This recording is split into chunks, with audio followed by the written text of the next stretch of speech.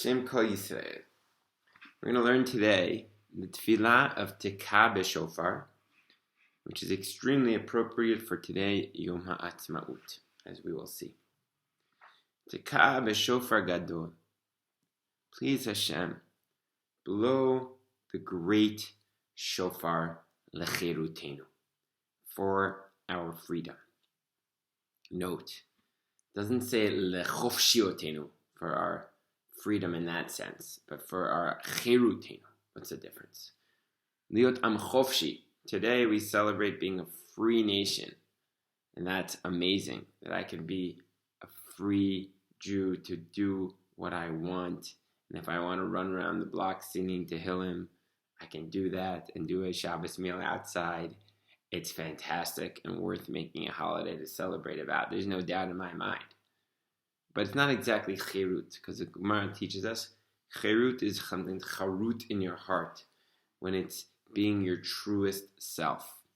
So we want Hashem to blow the shofar of Mashiach, which will connect us to our souls, connect us to our truest selves, and not just me, but the entire people, Jewish people in the entire world. Now, what's this great shofar we're talking about?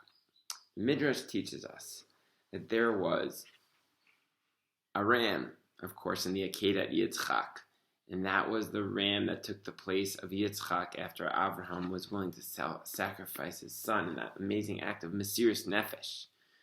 And both of the horns of that ram were used. The smaller horn was used for Har Sinai, when the shofar was blown when God revealed the Torah.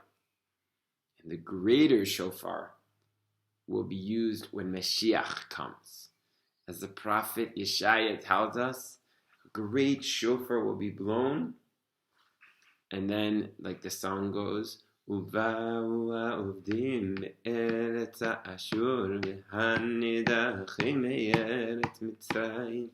means that everyone will come from throughout the land back to the land of Israel for the Messianic era.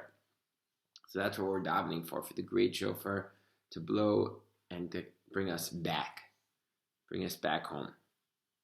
And, I think about that shofar when you hear on Yom Haatzmaut, the great siren of mourning, and I hope that there'll be a day of a shofar, not of mourning, but of rejoicing. Like the shofar they used to blow right before Shabbos. So hopefully we'll hear that shofar really soon. On another level, Rav Kook and many others explain there are two different types of shofars. Of course, the Rambam tells us that the shofar is what awakens us to serve Hashem. We blow the shofar every day of Elul. So the shofar here is a metaphorical shofar. It's a shofar of God's voice resonating throughout the universe. And some people are listening, and there's a small shofar, which is the people who are listening to God's call to the Jewish people to come back to the land of Israel. And we hope that more and more people will hear that shofar. But we are also hoping that there will be a great shofar, and hopefully it won't come through forced eviction, but whatever way Hashem chooses to bring us back to the land of Israel and usher in the Messianic era. That's what we're davening for. That's the great shofar. Hopefully we'll start listening to ourselves. Please God. The sannes the kabetz galyotenu. We say, please God, raise up a nes to gather in our exiles. What's a nes? So actually, if you look every time in the Torah, nes does not mean miracle. In Chumash, nes always means a banner, a flag. Raise up the flag. And how appropriate is that for today, Yom Haatzmaut, when through the Israeli flag, God has brought the Jewish people back to our land. And so it seems like this prayer is being fulfilled in front of our eyes. Rav Soloveitchik once noted that the Israeli flag, some people just thought of it as a symbol. But after Israeli soldiers have died and they're buried in the Israeli flag, it's kadosh, it's holy. It's a holy, holy flag. That blue and white flag, of course, put that color after the talus of the Jewish people that never forgot their homeland. And that's the flag that brought us back home. Is an interesting story. In the British Mandate, the British did not let Jews come back unless they claimed to be born in the land of Israel. So some Jews wanted to come back to Israel, and they asked one of the Gedolei Hador, Rav Sonnenfeld, can they lie? And normally Rav Sonnenfeld would never lie. But he quoted the Gemara in Ketuvos 75a, I believe, which teaches that as long as you're yearning for Israel, you're really a Tzioni. You're born in Israel. And that's why many people ask, where are you from? And people say, I'm from Yerushalayim. And it's a little bit of a joke, but it's true. Our neshama is from Yerushalayim. And so when we're yearning for Yerushalayim, we are Tzionim. And so he allowed them to say that in order to come back to Israel. So we're asking for the flag to bring us back to the land of Israel. Sometimes you see hashgacha pratis when you're learning. So I was learning last night for Yom Haatzmaut, Ema Banim Smecha. And then this morning I was learning this sefer, Shmoneh Esreh, which a lot of this drasha is based off of Avram Chaim Fuhr. And Fuhr quotes the Mun Kacharebe, who writes that we're waiting for a nes galoi, for an open miracle, in order to come back to the land of Israel. And last night, when I randomly flipped over Ema Bani Smecha, he quoted that Munkacher Rebbe, and he said, now we've seen, he's writing this from the Holocaust, that we don't paskin like this, Munkacher Rebbe. We're not waiting for open miracles. We have to do the Itorut Milatata. We have to awaken from below. We have to come back to the land of Israel through our miracles. And maybe a way of putting these two answers together is in the lashon of the Ramban.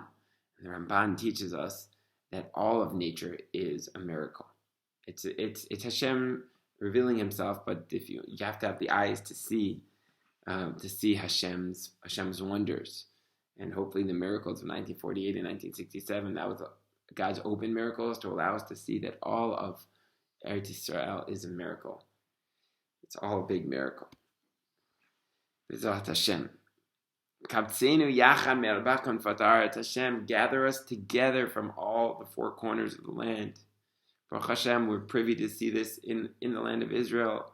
Jews from Teiman, Jews from Ethiopia, Jews from America, Jews from Russia, who have come back to the land of Israel, fulfilling the prophecies, 2,000-year-old prophecies. And Baruch Hashem, I've been able to see the coming prophecies that are going to be fulfilled, please God. Gemara in Sanhedrin says when Mashiach comes, the last 10 tribes will be coming back. And I've seen in Papua, I've seen in India, I've seen in Zimbabwe, and they're these holy Jewish communities that I've had the opportunity to be learning with, to learn Torah with, and I'm still, learning Torah on a daily basis, and I'm sure you guys are listening to this little message. And we know you're coming back soon, and we've davened together, and we're so excited for you guys to come back to the land of Israel and sing Kabbalat Shabbat together at the Kaisel. B'ezrat Hashem. So it happened. It's happening. It's mamish happening. Kapsenu Yachad, not just to gather, but to gather together. Right now we're doing these minyanim in my little parkway where we can't leave our little apartments, and so we have the religious Zionists and we have the non-religious Zionists. We're davening together. They're allowing us to sing Hallel today. And we were davening for a day that we can all mamish be together, not just physically, but ashkafically. We can all be on the same page, mamish. And I think we need Mashiach to help us make that happen. B'ezrat Hashem, through compromise and kavod for each other, we can start that process of mamish being together. Blessed are you, Hashem, the one who's gathering the dispersed of Israel. Please, Hashem, gather us from wherever we're at, physically, spiritually, emotionally. And even if we're already in the land of Israel, let us really feel the Shekhinah, the divine, beautiful, subtle presence of Hashem, which is everywhere in the land. And let's start feeling it more and more every single day, that we have the privilege to be here in Eretz Yisrael. Looking forward to singing, together with you in Yerushalayim, Ir HaKodesh, for Yom Yerushalayim. Yerushalayim, Yerushalayim.